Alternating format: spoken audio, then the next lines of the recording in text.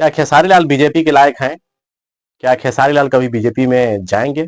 या खेसारी लाल कभी बीजेपी को ज्वाइन करेंगे? या फिर खेसारी लाल कभी सोचे भी होंगे कि मैं बीजेपी में जाऊंगा?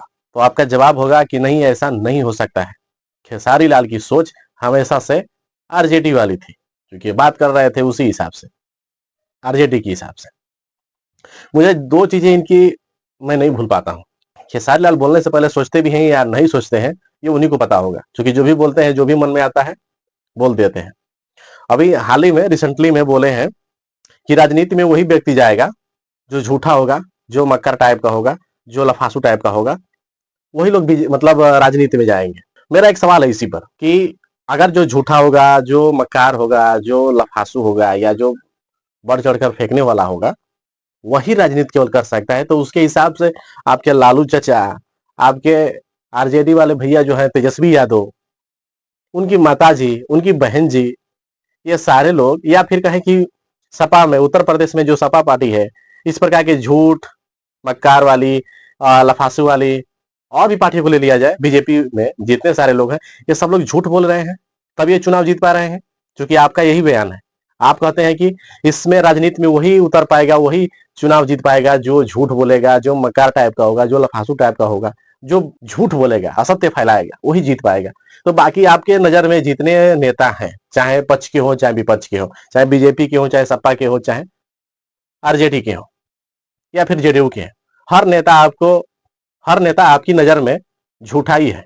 क्योंकि आपका बयान इसी प्रकार का है। आप कहते हैं कि भाई जो झूठा होगा वही नेता बन पाएगा। ये सवाल मेरा सभी से है, क्या इस प्रकार का ये जो कथन कर रहे हैं ये सही है? तो आप लोग अपनी कमेंट बॉक्स में कमेंट कर सकते हैं। दूसरा क्वेश्चन मेरा ये है, ये कहते हैं, ये भाई साहब कहते हैं कि अगर कोई अपराधी अपराध करता है, तो एक तो अपराध कर दिया, उसको मार दिया, ठीक है, लेकिन सरकार क्या करती है या प्रशासन क्या करता है कि उस अपराधी को भी सजा देती है, फिर उसको भी मार देती है। इस प्रकार से दो परिवार को सजा मिल जाती है और दो परिवार उजड़ जाते हैं। दोनों परिवार के परिवार होते हैं, उन लोगों को खाने पीने में दिक्कत आने लगती है। अब ये सोच इनकी है, लेकिन आप लोग क्या सोचते हैं कि अगर कोई किसी का मर्डर कर दे, मैं एग्जाम्पल के तौर पर इन्हीं को कर रहा हूं कि अगर इनका कोई इनकाउंटर कर दे, ठीक है, और जो इनकाउंटर किया है उसको अब सजा नहीं देना चाहिए, इनका माइंडसेट है। ये कहते हैं कि उसको छोड़ देना चाहिए, यानी कि इनका सोच गांधी जी से मैच करता है। गांधी जी कहते थे कि अगर कोई व्यक्ति आपको एक थप्पड़ मारे तो दूसरा गाल भी आगे कर देना चाहिए।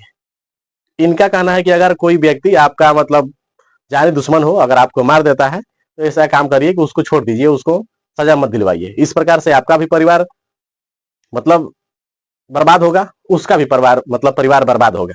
इससे बढ़िया है कि जिसने अपराध कर दिया है उस अपराधी को छोड़ दिया जाए। एक और चीज कहते हैं इसमें, ये कहते हैं कि जब जनसंख्या बढ़ेगी तो लोग बेरोजगार होते हैं, और बेरोजगार होने के बाद वो इस प्रकार के खाने पीने की जब मोहताज होते हैं तो तब इस प्रकार की घटना करते हैं। यानी कि इनको पता था कि पहले जंगल राज इस प्रकार की थी और बेरोजगारी चरम सीमा पर थी, उस हिसाब से वहां पर दंगे फसाद, मारा मारी, छीना छिनैती चल रही थी पेट पालने के लिए। ये सारी चीजें इन्हीं की कही हुई है और मैं उन्हीं की बात को केवल दोहरा रहा हूं। लेकिन आप लोग क्या सोचते हैं कि ये भाई साहब बीजेपी के लायक हैं या नहीं है? क्योंकि अभी खेसारी के बारे में जो निरहु भैया हैं, यूपी तक पकड़ दिए हैं कि खेसारी लाल बीजेपी के लायक नहीं है, वो आने भी नहीं चाहिए बीजेपी में। क्योंकि इसी प्रकार का सोच रखता है जो अभी मैंने थोड़ी देर पहले बताया।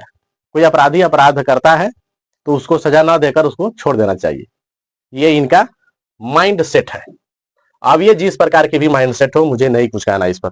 आप लोगों को छोड़ रहा हूं कि ये सारी चीजें आप लोग अपने हिसाब से बताइएगा कि क्या इनका जो सोच है ये सही सोच है, या फिर इसी प्रकार से पब्लिसिटी पाने के लिए अपने आप को बड़बोला में शामिल कर देना चाहिए इनको। क्योंकि हरकत इसी प्रकार के करते हैं। इनसे पत्रकार क्वेश्चन करते हैं कि आप चुनाव क्यों हारे? इनका जवाब था कि सभी को पता हो गया है कि चुनाव में किस लिए हारा हूं, किस कारण हारा हूं। दूसरा चीज, इनको बीजेपी के जितने नेता थे कह रहे थे कि भाई जब ये चुनाव हारेंगे तुरंत ये छापरा छोड़कर भाग जाएंगे, और वही चीज हुआ। अगर लालू चाचा यहीं पर व्यवस्था कर दिए होते बिहार में तो शायद इनको मुंबई नहीं जाना पड़ता। तब इनको उस टाइम पर रोजगार नहीं देख पाए, उस टाइम पर रोजगार नहीं मांग पाए कि मैं जा रहा हूं, भैंस चला रहा था, अब मैं जा रहा हूं मुंबई, ये किसकी देन है? मैंने एक बार इस पर वीडियो बना चुका हूं और उसको पिन भी कर रखा हूं अभी फेसबुक पर, आप लोग जाइएगा देखिएगा।